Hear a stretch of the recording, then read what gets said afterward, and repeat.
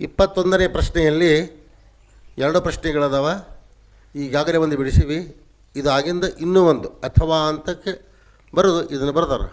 ಇದ್ರ ಹಿಂದಿಂದಲೇ ಬಿಡಿಸ್ರಿ ಅಥವಾ ಇದನ್ನರೇ ಬಿಡಿಸ್ರಿ. ಯಾವುದೋ ಒಂದು ಬಿಡಿಸ್ಬೇಕು. 2x² - 6x + 3 = 0 ಈ ವರ್ಗ ಸಮೀಕರಣದ ಶೋಧಕವನ್ನು ಕಂಡುಹಿಡಿಯಿರಿ ಮತ್ತು ಮೂಲಗಳ ಸ್ವಭಾವವನ್ನು ಬರೆಯಿರಿ. ಮೂಲಗಳ ಸ್ವಭಾವ ಬರೀಬೇಕಾಗಿತ್ತು ಅಂದ್ರೆ ಶೋಧಕ ಡೆಲ್ಟಾ = b² - 4ac ಬೇಕು. b² ಅಂದ್ರೇನು, a ಅಂದ್ರೇನು, c ಅಂದ್ರೇನು ಬೇಕಲ್ಲ ನಮಗೆ, ಹೌದಲ್ಲ? ಅಂದಾಗ ಮೊದಲ ಸಮೀಕರಣವನ್ನು ನೋಟ್ ಮಾಡ್ಕೊಳ್ಳೋಮು. 2x² - 6x + 3 = 0.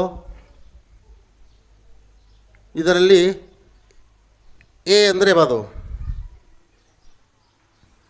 a = 2. ಇದು a ಆಯ್ತು, 2. ಇನ್ನು b = -6 -6 ಅಂದರೆ b ಆಯಿತು. c = 3 ಆಯಿತು. ಶೋಧಕ ಏನದ? ಶೋಧಕ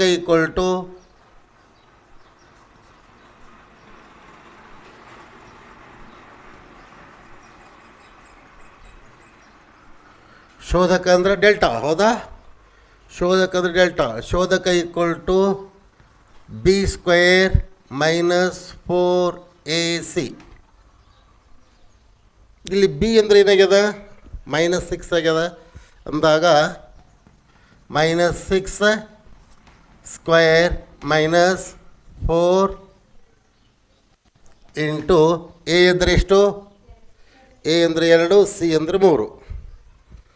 a ಅಂದರೆ 2, c ಅಂದರೆ 3. 4ac ಮಧ್ಯದಲ್ಲಿ ಇಂಟು ಇರ್ತದೆ, ಹೀಗಾಗಿ ನಾನು ಇಂಟು ಹಾಕ್ಕೊಂಡೀನಿ.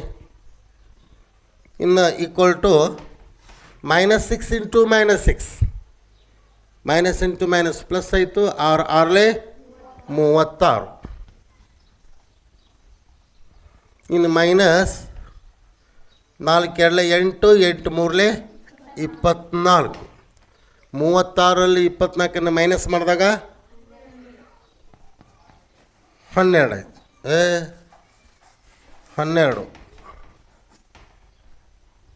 12 ಆಯ್ತಾ?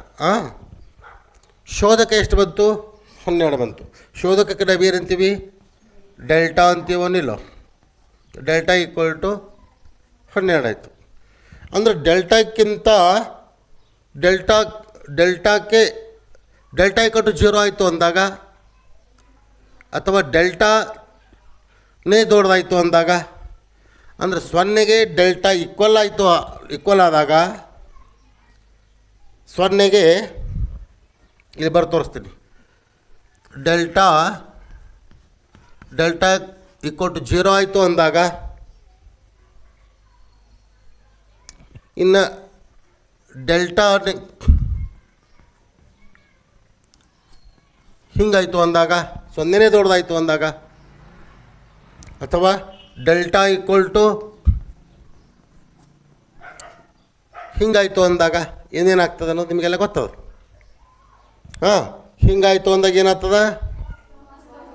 ವಾಸ್ತವ ಮತ್ತು ಅಂದರೆ ಡೆಲ್ಟಾಕ್ಕಿಂತ 0 ದೊಡ್ಡದಾಯಿತು. Delta 0ಕ್ಕಿಂತ delta ದೊಡ್ಡದಾಯಿತು. ಇಲ್ಲಿ ಏನಾಗ್ಯದ? ಡೆಲ್ಟಾ ದೊಡ್ಡದಾಯ್ತು ನಿಲ್ಲೋ? ದೊಡ್ಡದಾಯ್ತಾ? ಡೆಲ್ಟಾ = 12 ಆಯಿತು, ಹೌದಲ್ಲ? ಡೆಲ್ಟಾ = 12 ಆಯಿತು ಅಂದಾಗ ಡೆಲ್ಟಾ 0ಕ್ಕಿಂತ ದೊಡ್ಡದಾಯಿತು, ಸಣ್ಣದಾಯಿತು? ದೊಡ್ಡದಾಯಿತು. ಅಂದ್ರೆ 0ಕ್ಕಿಂತ ಡೆಲ್ಟಾ ಏನೈತಿ ಇಲ್ಲಿ? ಡೆಲ್ಟಾ ದೊಡ್ಡದಾಯಿತು. ಯಾವುದಕ್ಕಿಂತ? 0ಕ್ಕಿಂತ ಆಯಿತು. ಹೀಗಾಗಿ ಏನಂತೀವಿ ನಾವು? ವಾಸ್ತವ ಮತ್ತು ವಿಭಿನ್ನ. ಏನಂತೀವಿ ಇದಕ್ಕೆ? ವಾಸ್ತವ